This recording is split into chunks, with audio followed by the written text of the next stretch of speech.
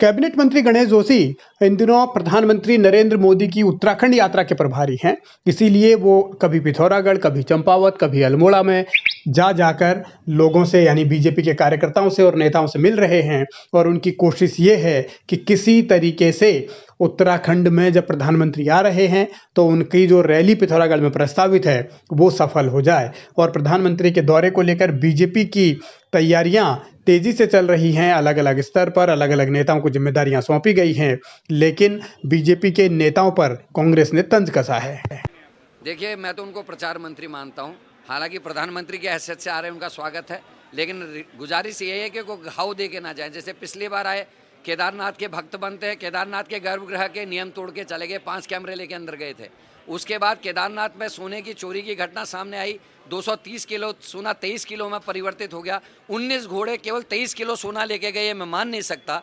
और स्वयं संज्ञान लेकर उसकी जांच बैठाते तो हमको लगता उत्तराखंड में नज़र है। अगर वो केदारनाथ आने के दिन अंकिता को न्याय दिलाने की बात वहाँ से कह देते, मन की बात में भी अंकिता का नाम ले लेते, हमको लगता है कि उन्होंने कुछ किया है। लेकिन केवल उत्तराखंड से मैसेज देने के लिए वो कर रहे हैं, तो ये ठीक नहीं है। उनको उत्तराखंड से पहले मणिपुर जाना चाहिए, मैं उनसे कहना चाहता हूँ।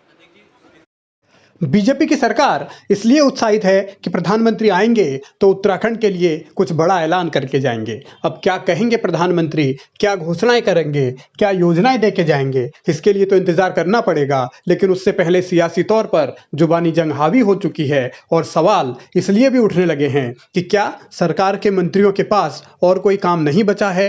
क्या सरकार के मंत्री प्रधानमंत्री के राजनीतिक दौरे को लेकर तैयारियां करने में जुटे रहेंगे? तो संगठन के लोग कहां हैं? आखिर इस तरीके का काम संगठन को क्यों नहीं सौंपा गया? हालांकि ये किसी भी पार्टी का इंटरनल मैटर है, आंतरिक मामला है, और सरकार के मंत्री जो होते हैं वो भी संगठन के ही होते हैं। यानी बीजेपी अगर है तो बीजेपी से ही मंत्री और विधायक है। लेकिन जब कोई संवैधानिक पद पर है, जब कोई मंत्री बन गया है, तो फिर सवाल इस बात को लेकर कि जो जिम्मेदारी यानी जो चुनावी रैलियों में भीड़ जुटाने की जिम्मेदारी या चुनावी रैलियां कराने की जिम्मेदारी संगठन को क्यों नहीं सौंपी जा रही, मंत्रियों को क्यों सौंपी गई है? एक कैबिनेट मंत्री आखिर क्यों हर जगह घूम घूम कर प्रधानमंत्री की रैली के लिए कार्यकर्ताओं को जुटाने की कवायद में जुटे हैं? तो ये सवाल जरूर है। लेकिन राजनीतिक तौर पर बीजेपी इस दौरे के मायने 2024 के लिहाज से भी निकाल रही है और कम से कम ये मान रही है कि यहाँ से चुनावी बिगुल उत्तराखंड में तो बज ही जाएगा। खासतौर पर अल्मोड़ा पिथौरागढ़ लोकसभा सीट के लिए